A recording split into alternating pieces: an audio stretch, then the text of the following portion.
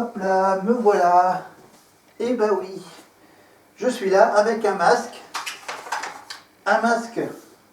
FFP2, parce que bien sûr, c'est juste un petit rappel, bien sûr, on vous rappelle qu'on est toujours dans une période où on peut attraper une méchante petite maladie, bien sûr, qui est le Covid.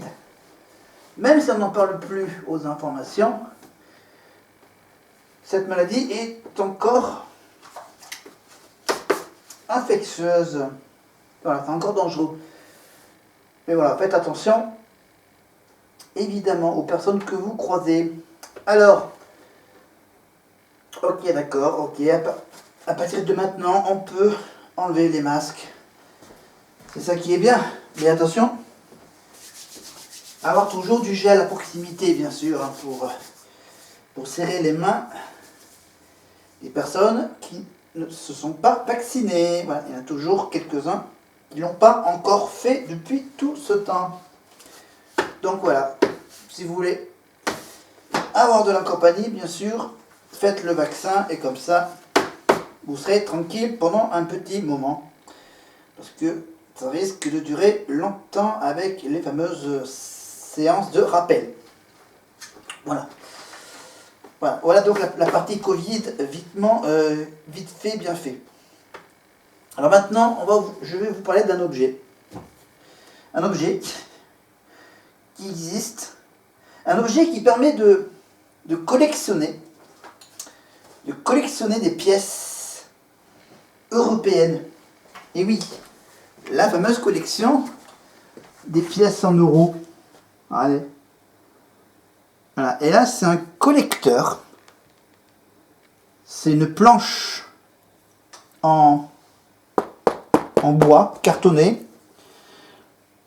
Voilà, c'est un gros panneau avec d'un côté la carte de l'Union européenne. Évidemment, bien sûr, les pays, bien sûr, avec les lettres. Voilà, vous avez la Suède, Finlande, DK, bien sûr, c'est le Danemark. Regardez, je vous montre. Voilà, ensuite vous avez bien sûr tous les pays au sud. Voilà, donc GB, évidemment, Grande-Bretagne. Évidemment. Alors vous me dites, en rouge, les pays en rouge et en jaune, regardez ce que ça explique. Les pays qui sont en jaune, ce sont les pays qui sont dans l'Union européenne et qui ont la monnaie européenne. Et ceux qui sont en rouge, ils sont uniquement de l'Union, ils sont uniquement dans l'Union européenne. Et la petite pièce que j'ai scotchée ici, voilà, je vous la montre, parce qu'elle est quand même aussi collector. Et donc ici, on a donc les pays qui font partie de l'Union européenne et qui ont donc leur façade, la face d'une pièce qui différencie selon les pays d'où vient la pièce. Voilà, donc par exemple,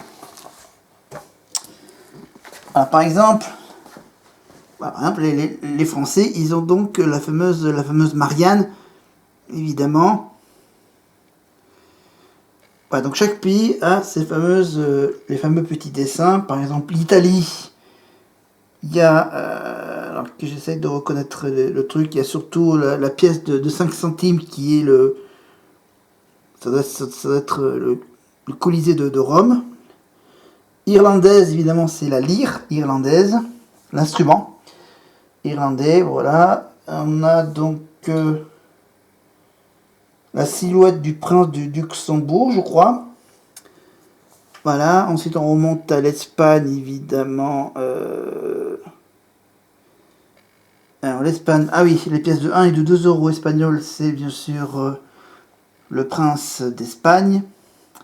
Pour les Allemands, bien sûr, les pièces de 10, 20 et 50 centimes, bien sûr, c'est la porte de Brandebourg en Allemagne. Et l'aigle, bien sûr, le grand symbole allemand, évidemment, en pièces de 1 et 2 euros. Et pour la Belgique, bien sûr, c'est bien sûr le profil du prince de Belgique. Voilà, et en Autriche, en Autriche, c'est ça, l'Autriche qui est à l'euro aussi. Avec bien sûr les grands artistes, comme par exemple, je crois, que je reconnais la signature de Ludwig van Beethoven, bien sûr, alias Mozart. Enfin bref, tout ça, bien sûr, c'est dans ce fameux petit collector de l'euro. Parlant de l'Europe, je prends ça pour parler de l'Europe. Mais pour parler évidemment d'un pays, l'Ukraine.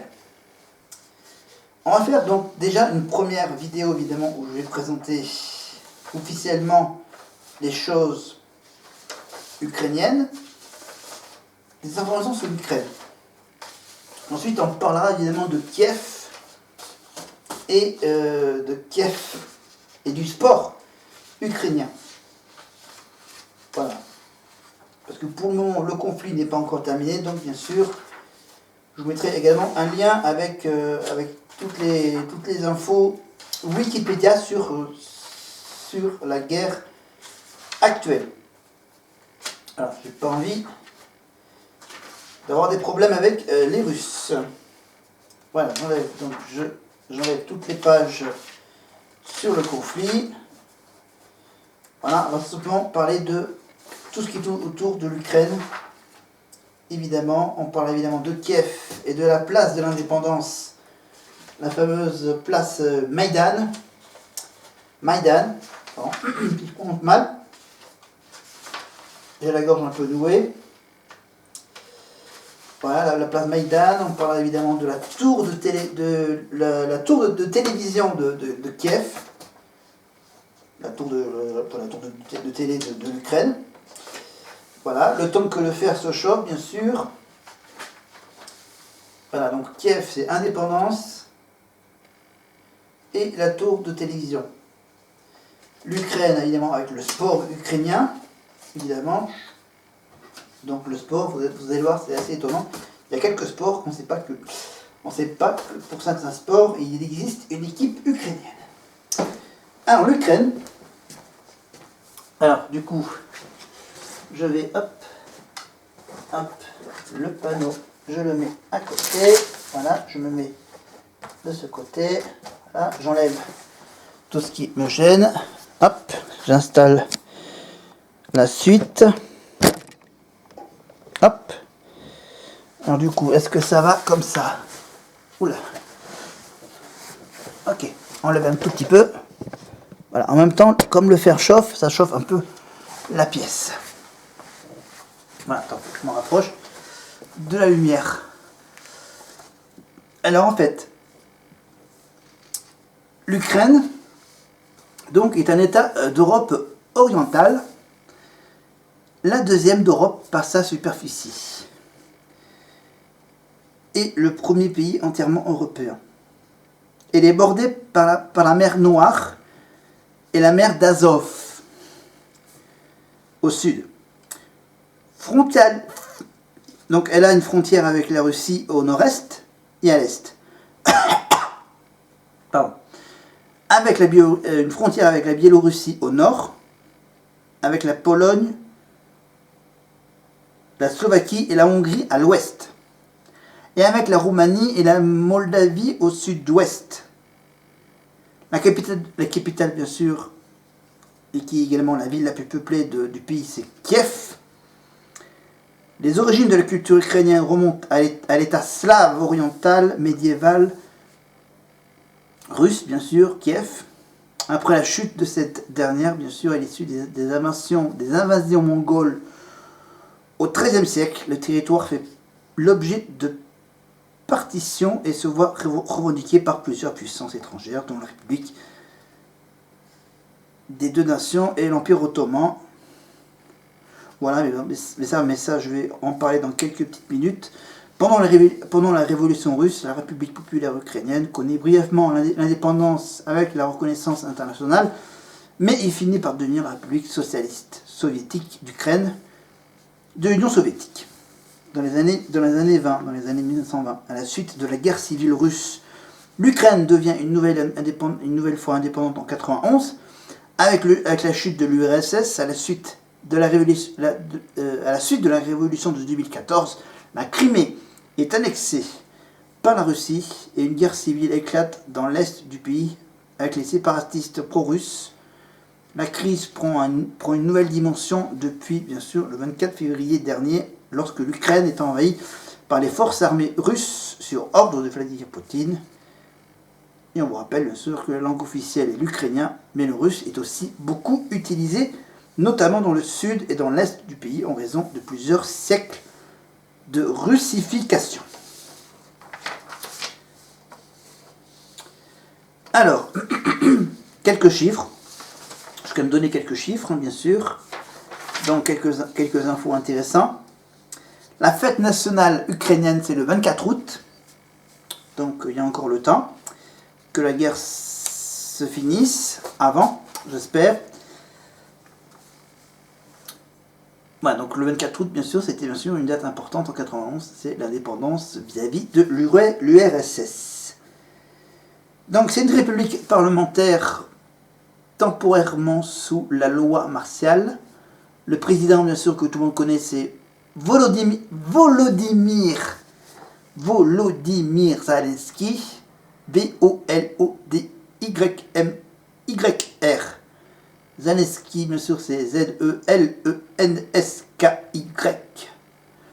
Le Premier ministre, malgré tout, bien sûr, il y en a un en Ukraine, c'est Denis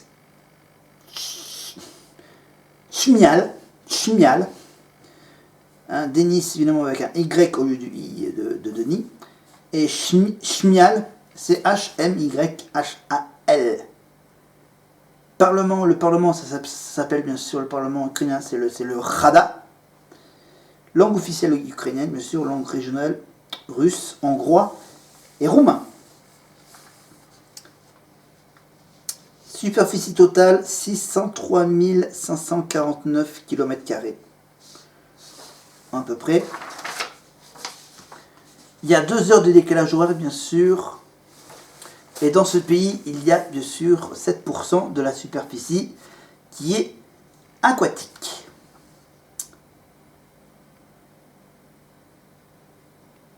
Donc l'histoire, vous l'avez à peu près, je vous l'ai à peu près résumé. Voilà, indépendance, donc 24 août 91, adoption de la Constitution le 28 juin 1996, la révolution de Maïdan donc en 2014 évidemment, annexion de la Crimée le 18 mars,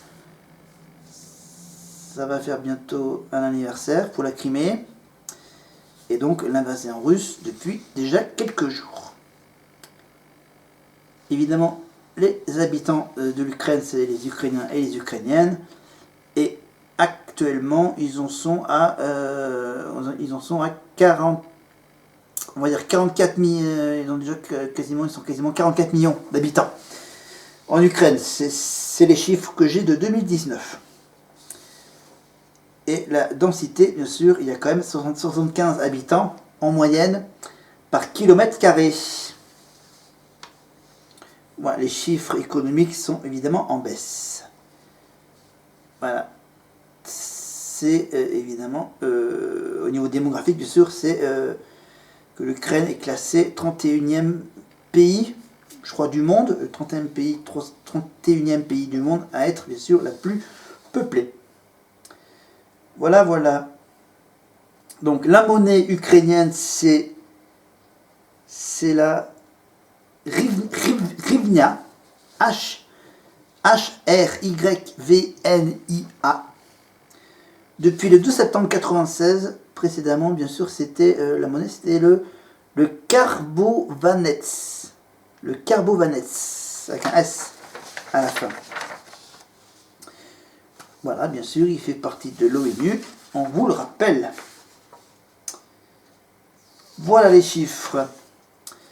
Mais en fait, bien sûr, dans l'histoire, l'Ukraine est le foyer du premier État slave oriental fondé par les Scandinaves qui, durant les 10e et 11e siècles, est l'État après l'Empire byzantin la plus vaste et le plus puissant à l'époque, bien sûr, d'Europe. Au 10e et au 11e siècle, ensuite, bien sûr, il y avait donc la création de l'État de Kiev. Ah oui, ça existe déjà depuis un moment, le nom de la ville de Kiev, évidemment. Kiev est prise au Khazars. Voilà, les Vikings orientaux, qui viennent de Suède. Voilà, également, bien sûr. Après, voilà, j'adore. Alors, selon la tradition, en 988, eut lieu sous le règne de Vladimir le Beau Soleil, aucun rapport avec le Vladimir actuel, bien sûr, le baptême de ce qui seront les peuples russes, ukrainiens et biélorusses. Sous le règne de Yaroslav le Sage, de 1016 à 1054, la prestige de l'État kievien atteint son apogée. Il s'étend alors de la mer Baltique à la mer Noire, aux confins de l'Oka, avec la Volga. Voilà, le droit du... Voilà, j'ai quelques petites infos intéressantes, mais comme j'ai pas beaucoup de temps, on va sauter toute la période lituano-polonaise au nord-ouest et turco-tatar au sud-est, l'État cosaque. On va plutôt parler bien sûr du 20e siècle, du 19... Ok, on va tout de suite au 20e siècle avec...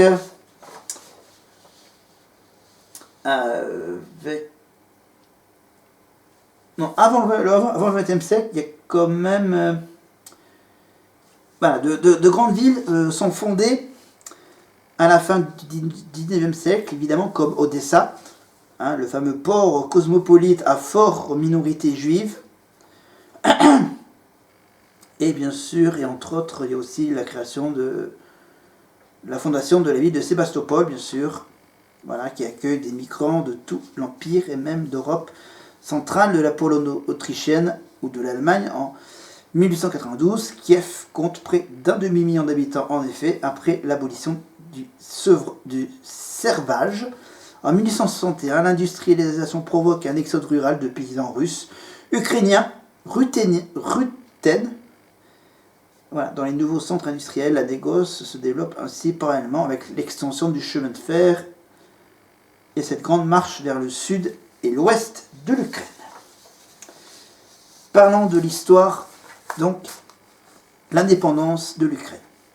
Après la révolution de février 1917, qui met fin à l'Empire, l'Ukraine est brièvement indépendante jusqu'en 1920, mais la Rada ne parvint pas à contrôler efficacement le territoire, envahi d'abord par les Allemands, puis à leur retrait, devenu bien sûr champ de bataille entre le parti bolchevique, les Russes blancs et la force de la Triple Entente. En mars 1917, bien sûr, la plupart des partis politiques s'accordent pour former la Rada ukrainienne centrale, évidemment. Voilà, ça devient un peu trop politique.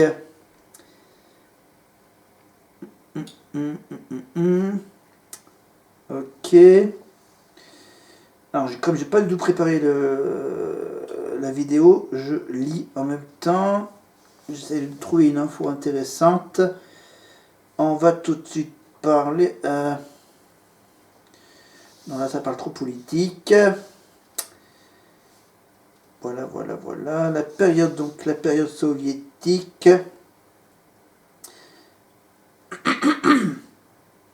Bon. Voilà. Il y a une info intéressante. Quand Staline déclenche sa révolution industrielle, vers la fin des années 1920, l'Ukraine devient l'une des sources indispensables de son financement. Les années d'industrialisation sont marquées par la construction de ce qui est à l'époque la plus grande centrale hydraulique d'Europe, sur le Dniepr. Voilà, ce qui contribue à l'électrification de la République, ainsi qu'une importante mise en valeur du grand bassin minier et métallurgique, bien sûr, le Donbass, évidemment, déjà exploité depuis la fin du 19e siècle. Après une brève période d'ukrainisation dans les années 20, se traduisant par le retour à l'ukrainien dans les publications, la réouverture des écoles et des universités avec un enseignement en ukrainien et la promotion des cadres nationaux, Staline ne ménage pas les efforts pour réprimer le moindre signe d'un éveil nationaliste ukrainien, interprété comme un rejet du pouvoir bolchevique et une menace à l'intégrité de l'URSS. Pour contrer le nationalisme ukrainien, le pouvoir soviétique favorise La Biélorussie, limitrophe, évidemment.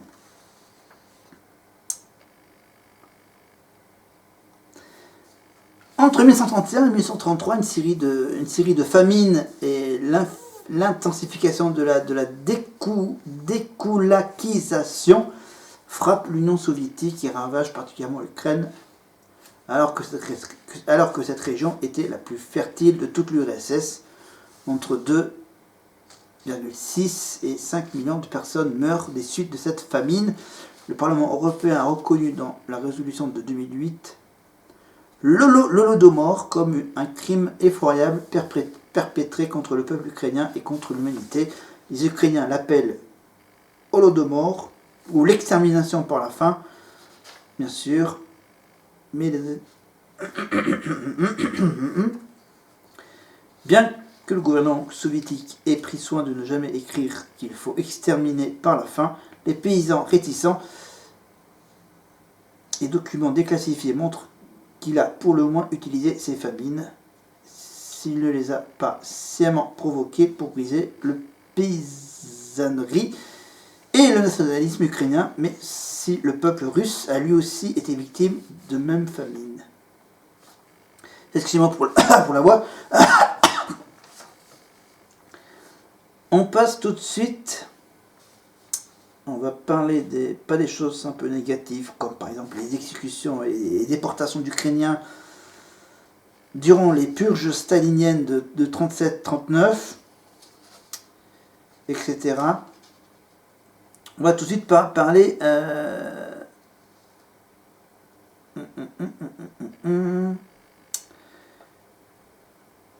Ok, on va parler de choses graves. On va passer à l'été 41.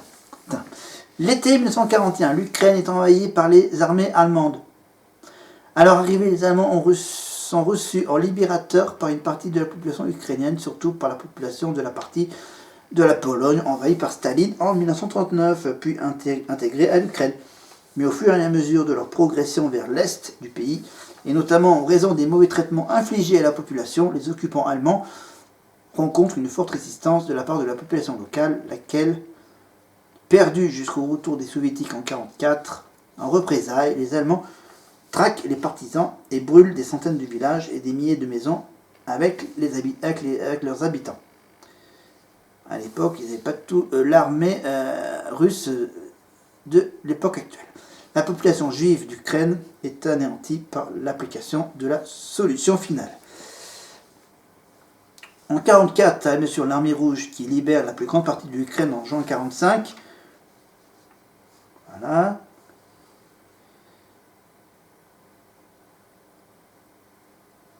Évidemment, il y a les indépendantistes présents essentiellement dans les régions ouest de l'Ukraine.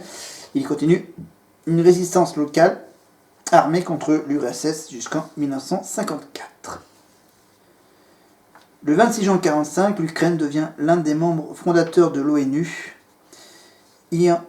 en y obtenant, en soulignant de son rôle dans la victoire sur le nazisme avec la Biélorussie, une place distincte de l'URSS. Et cette disposition particulière permet à l'Union soviétique de bénéficier de voix supplémentaires dans les votes de l'Assemblée générale de l'ONU.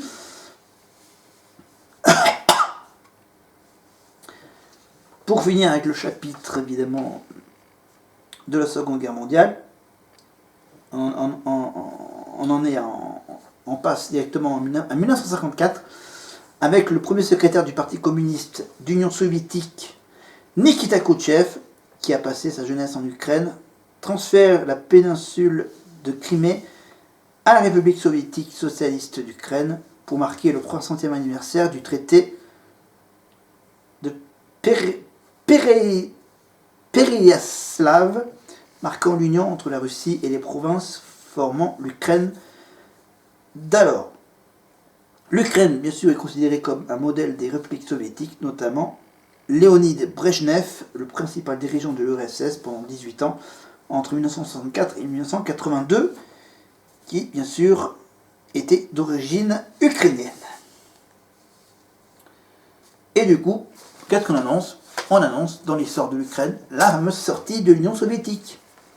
C'est seulement vers 1989 que la libération du régime soviétique et la libération des détenus politiques permettent aux Ukrainiens de s'organiser pour défendre leurs droits à la souveraineté. En 1989, le mouvement national ukrainien RUK est créé lors des élections de mars 1990. Les partis ukrainiens du bloc démocratique obtiennent alors environ 25% des sièges au Parlement. Et ça, c'est de la politique. On passe évidemment à la dislocation. Le 8 décembre 1991, la dislocation de l'URSS est actée par l'accord de Minsk, signé par les dirigeants russes, ukrainiens et biélorusses.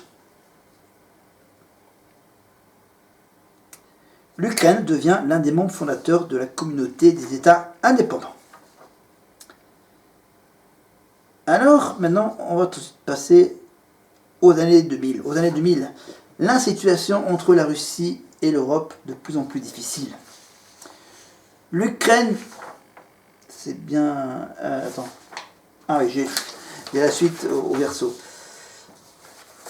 Évidemment, parlons d'actualité. La situation de l'Ukraine coïncide entre la Russie et l'Union européenne, devient difficile dès 2004 avec la révolution orange, marquant l'opposition entre deux parties de la société, celle majoritairement pro-européen et occidentale, et celle qui est bien sûr russophile, les États de l'Est.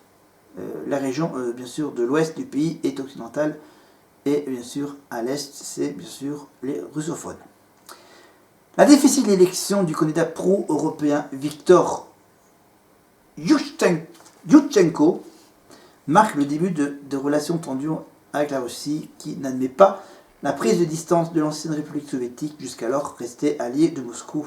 Voilà. Et les tensions au niveau du gaz éclatent dès 2006, alors qu'en 2010, le pro-russe Viktor Yanukovych est élu président, mais le courant pro-européen et occidental persiste. À la suite du refus du gouvernement de signer des accords de rapprochement avec l'Union européenne, le renforcement du mouvement Euromaïdan provoque un renversement du pouvoir. Très rapidement, une crise éclate entre les territoires majoritairement russophones du sud-est du pays, bien sûr, et le nouveau pouvoir central de Kiev. En 2014, donc le 11 mars 2014, la Crimée proclame son indépendance, puis, à la suite d'un référendum, est rattachée à la Fédération de Russie le 18 mars 2014. Ce référendum et le rattachement qui a suivi ont été condamnés par l'Ukraine et une large part de la communauté internationale. Ainsi, le 27 mars 2014, l'Assemblée générale de l'ONU a voté la résolution 68-262 sur, bien sûr, l'intégrité territoriale de l'Ukraine. La majorité des pays, bien sûr, condamnent le rattachement de la Crimée à la Russie, 100 pays, dont, bien sûr, les États-Unis et l'Union européenne, bien sûr, et une guerre civile, dite la guerre du Donbass, éclate ensuite dans l'état de l'Ukraine, majoritairement russophone, bien sûr, qui entraîne plus de 10 000 morts. Avec la guerre actuellement, on n'est pas loin. Je pense qu'on va arriver presque à ces 10 000 morts donc, du Donbass. L'Ukraine est la cible de cyberattaques, évidemment, dont le but est de réduire le légitime pouvoir ukrainien et tester les fameux cyberarmes, perturbant également l'économie. Les cyberattaques ont pu notamment arrêter des centrales nucléaires et empêcher la distribution de billets de fonctionner. Parmi voilà, il y a plein d'autres attaques. En 2016, bien sûr, l'OSCE, une organisation chargée notamment d'observer le cessez-le-feu en Ukraine, a été la cible d'une attaque de grande ampleur attribuée à Moscou. L'OSCE, bien sûr, est le seul acteur indépendant capable de documenter les extractions ou de vérifier si les promesses faites par Kiev, les pro-russes, ou le Kremlin sont mises en application. Voilà. Alors que le conflit dans les régions de Donbass semble se transformer en conflit de basse intensité depuis le début des combats, près d'1,5 million de personnes ont été déplacées, 850 000 à l'intérieur de l'Ukraine, 600 000 en dehors, dont 350 000 vers la Russie et 250 000 vers les pays de l'Union européenne. Et ensuite, bien sûr, les dernières nouvelles, bien sûr, c'est que le 23 janvier 2022, Joe Biden, président des États-Unis, ordonne aux familles de diplomates américains de quitter le territoire ukrainien en raison des fortes tensions avec la Russie, évoquant la menace persistante d'une opération militaire russe. Et après, vous savez, là-dessus, bien sûr, le président Vladimir Poutine reconnaît l'indépendance des républiques populaires autoproclamées du Donetsk et de Lugansk, et bien sûr ordonne à ses troupes de se rendre dans ces parties de l'Est de l'Ukraine dans le cadre de ce que le Kremlin qualifie de mission de maintien de la paix. Le 24 février, la Russie procède à des bombardements par missiles de croisière et balistiques sur plusieurs villes ukrainiennes, dont Kiev. Les troupes russes au sol pénètrent sur le territoire ukrainien, ce qui constitue le point de départ de l'invasion de l'Ukraine par la Russie. Voilà, donc un petit rappel géographique, c'est que l'Ukraine est un pays d'Europe orientale. Elle partage ses frontières terrestres avec 7 pays limitrophes: Pologne, Slovaquie, Hongrie, Roumanie, Moldavie, Russie, Biélorussie. Le pays mesure 1316 km d'est en ouest et 893 km du nord au sud, pour une superficie totale de 603 550 km², où évidemment 576 450 sont, en enlevant bien sûr la superficie de la Crimée, à l'exception du fleuve.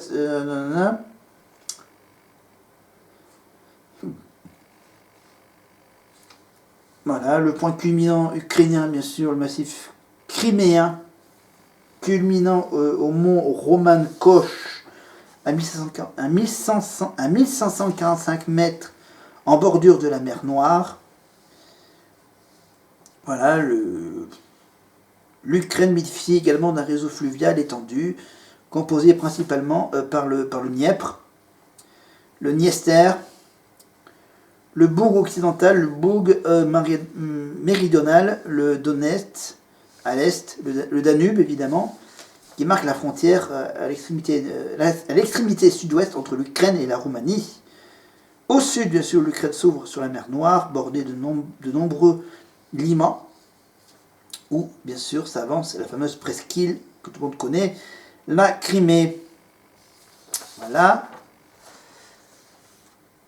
Alors, un peu de géographie historique, bien sûr. L'Ukraine donc comporte diverses régions historiques, comme la France, dans certaines, comme l'oblast de Ruthénie subcarpatique ou la République autonome de Crimée, peuvent bien sûr correspondre à une subdivision administrative actuelle. Certaines de ces régions historiques, comme autrefois moldave, voilà, d'autres qui sont bien sûr d'origine tartare criméenne, se prolongent également dans les pays voisins, d'autres sont intégralement ukrainiennes. Voilà, ceux qui sont autrefois turcs et ceux qui étaient auparavant tatars. Le plus vaste des régions historiques est le Zaporog, le pays des Cosaques du même nom, évidemment, irrité des rapides du Dniepr. Voilà, pour ceux qui connaissent un peu l'Ukraine. Évidemment, dans le classement des villes les plus peuplées, bien sûr, vous avez donc bien sûr en premier Kiev, en deuxième Kharkiv, avec 1 500 000 habitants, 2,6 millions bien sûr pour Kiev, et au niveau du million bien sûr pour Dnipro, Odessa, Donetsk. Ensuite on passe à moins d'1 million avec Zaporizhzhia, voilà, Mariupol à 500 000, après Sébastopol à 350 000 on va dire, et bien sûr le dernier de la liste, le 20e pays bien sûr avec ses 300 000 habitants, la ville de Soumy. Voilà, un peu près pour la population, donc bien sûr la langue que tout le monde connaît, qui est bien sûr l'ukrainien. Évidemment. Voilà, donc on laisse tomber la politique. Et pour le transport, intéressant de savoir, pour le transport, l'Ukraine possède un réseau de transport assez développé avec 169 495 km de routes majoritairement en mauvais état. Ah oui. Et bien sûr, donc en mauvais état, bien sûr, irrité de l'époque soviétique, évidemment. Donc 169 500 km de route, 21 700 de voies ferrées, et la longueur des voies fluviales, bien sûr, ouvertes à la navigation est de 2555 km de fleuves. Donc les 169 500, enfin 652 de routes, donc 47 000 km de route nationale et 122 000 km de route locale. Voilà, donc la proportion de voies rapides est faible. Voilà. Et donc bien sûr, le pays ne dispose que de 280 km d'autoroute. Voilà, un réseau routier qui est en très mauvais état, bien sûr, fait l'objet de gros investissements en 2000 et en 2021 pour commencer à la remettre à niveau. Voilà, après il y a toute l'histoire du transport ferroviaire avec évidemment le métro de Kiev. Un métro de Kiev qui est le plus important avec une longueur de 67 km. Les deux autres réseaux de métro se trouvent à Kharkiv avec ses 38 km et demi et Dnipro. Voilà, par ailleurs, une quinzaine de villes disposent d'un réseau de tramway. Le tramway, c'est aussi bien pratique que le métro. Voilà, les transports maritimes et fluvial, bien sûr, je vous rappelle, les 1672 km de voies fluviales réparties sur 9 fleuves, le Danube, le Dniepr et le Pripyat, qui forment l'essentiel du réseau. Ces voies d'eau, bien sûr, sont évidemment gelées en hiver, de décembre à mars. Et bien sûr, vous savez qu'on peut aussi y aller en avion en Ukraine. Enfin, quand on pouvait y aller avant en Ukraine. Les principaux aéroports d'Ukraine sont bien sûr à Kiev. Il y a 2 aéroports à Kiev. Il y en a un qui fait 15 millions de passagers en 2019 et l'autre qui en fait que 2,6 millions, évidemment, qui desservent la capitale du pays, bien sûr. Après, il y a comme les autres, il y a comme les autres aéroports. L'aéroport de Donetsk, Odessa, avec 1,3 million de passagers, voilà. Simferopol, 6,8 millions de passagers, donc situés sur le territoire occupé par la Russie. Évidemment, voilà, à l'époque, il existait 412 infrastructures aéroportuaires, bien sûr, il n'y en a pas beaucoup maintenant, avec la guerre. Évidemment, pour le gaz, évidemment, il y a les fameux oléoducs et gazoducs. Voilà. Ça, tout le monde le sait. Et au niveau du tourisme, dis donc, le tourisme en Ukraine, ça existait avant la guerre. L'Ukraine qui occupait en 2012 la 9e place en Europe par le nombre de visiteurs. Les principales villes, bien sûr, visitées sont Kiev, Odessa, Lviv. Voilà. Les 7 merveilles d'Ukraine, bien sûr, ainsi que les 7 merveilles naturelles d'Ukraine sont des endroits principalement fréquentés par les touristes étrangers. Depuis 2005, les citoyens de l'Union européenne, des États-Unis, du Canada et du Japon et de la Corée du Sud n'ont plus besoin de visa pour visiter l'Ukraine. Les Russes avaient ce droit avant 2005. C'est bien. L'industrie touristique, bien sûr, a besoin d'investissements pour se moderniser, mais elle continue à contribuer stratégiquement à l'économie de l'Ukraine. Voilà. Et il y a les nombreux sites touristiques, évidemment. Évidemment, sur le littoral de la mer Noire, avec les plages, très populaires, évidemment, des châteaux historiques, les parcs, les cités viticoles, un nombre important de musées répartis dans l'ensemble du pays, et notamment dans les grandes villes, bien sûr. L'un des symboles les plus connus reste évidemment la cathédrale Sainte-Sophie et le monastère Saint-Michel, avec ses fameux toits dorés à Kiev, ainsi que le site antique à Sébastopol de Chersonès, et le massif des Carpates, bien sûr, dans l'ouest, qui offre des stations de ski ainsi que des sentiers pédestres pour faire de la randonnée. Dommage. Le pays qui a été le plus marqué par la catastrophe de Tchernobyl, bien sûr, au niveau environnemental, bien sûr, qui même si les retombées sont essentiellement qui ont essentiellement concerné la Biélorussie, en tant que centre nodal et énergétique. Bon, donc ça parle de l'environnement. Évidemment, et je rappelle qu'en Ukraine, bien sûr, il y a eu en 2010 de nombreux feux de forêt, hein, tout comme en Russie. Voilà. Voilà. Et bien sûr, on peut également enseigner à l'université d'État Taras Shevchenko, voilà, l'Institut Polytechnique de Kiev, l'Université nationale du commerce et de l'économie de Kiev, bien sûr les principaux universités ukrainiennes. Après, ne parlons pas de la culture, bien sûr, avec la littérature ukrainienne. On va tout de suite, bien sûr, parler de la bonne bouffe, de la cuisine, évidemment, avec la cuisine ukrainienne, qui est une part importante de la culture nationale. Des plats spéciaux sont préparés à Pâques ou à Noël. Les Ukrainiens utilisent diverses sortes de sauces, de poisson ou de fromage. Voilà, le pain est un élément essentiel à tout repas. Voilà.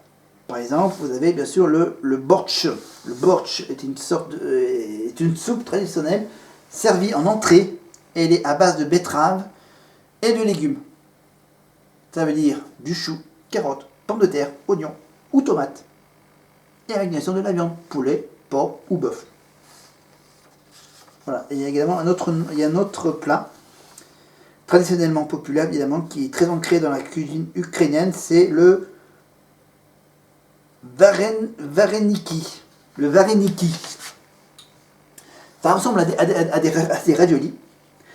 Ils sont cependant plus volumineux, pas plus gros, et très similaires aux raviolis russes, aux palmeni russes, voilà, ou à la version polonaise, hein, des raviolis polonais. Voilà, voire aussi, bien sûr, à un autre type de raviolis de la Mongolie. Voilà. Et bien sûr, c'est farci avec leur farce est constituée généralement de pommes de terre, mais il y a de nombreuses déclinaisons. Bien sûr, ils farcissent ça n'importe comment. Fromage, fraises, cerises, champignons, choux, voire même des petits mélanges entre elles. Sympa. Faudrait bien sûr attendre la fin de la guerre pour y aller. Alors, le varenski est un plat ukrainien. C'est ce que je viens de relire. Voilà. Donc, on va juste finir, bien sûr, religieusement, avec, bien sûr, les principales confessions du pays sont, bien sûr, les religions chrétiennes, essentiellement orthodoxes, et dans une moindre mesure catholiques. Il existe principalement 3 églises orthodoxes en Ukraine. L'église orthodoxe d'Ukraine, qui est donc la juridiction autocéphale canonique de l'église orthodoxe, uniquement reconnue par 4 églises autocéphales sur les 14 églises qu'on connaît. L'église orthodoxe ukrainienne, rattachée canoniquement à Moscou, et l'église orthodoxe ukrainienne, dont l'annulation de la dissolution a été décrétée par depuis 2019. Bon, c'est un peu compliqué. Je pense qu'on va peut-être s'arrêter là. Hein, voilà, on ne va pas rentrer dans les détails. Voilà, je vous mettrai évidemment un lien sur tout ce sujet ukrainien, l'histoire, la géographie, la culture, l'environnement, les moyens de transport, le tourisme, la population, l'histoire, la démographie, plein de chiffres, plein d'infos pour cette première vidéo ukrainienne. Donc je vous prépare bien sûr pour la prochaine fois le sport ukrainien et les grands monuments de Kiev, évidemment la tour de la télévision ukrainienne et la place principale de Kiev, évidemment, la place de l'indépendance, c'est ça que je vérifie. Attends, je me relève. Alors que je retrouve les infos, voilà, donc place de l'indépendance, la prochaine fois, la tour de la télévision de Kiev, et bien sûr le sport Kiev, évidemment, et bien sûr la ville de Kiev, qui est dirigé par un maire qui n'est pas n'importe quel maire, le maire de Kiev, qui n'est autre que un des deux frères Klitschko. Ah, voilà, les frères Klitschko, multiples champions du monde de boxe anglaise.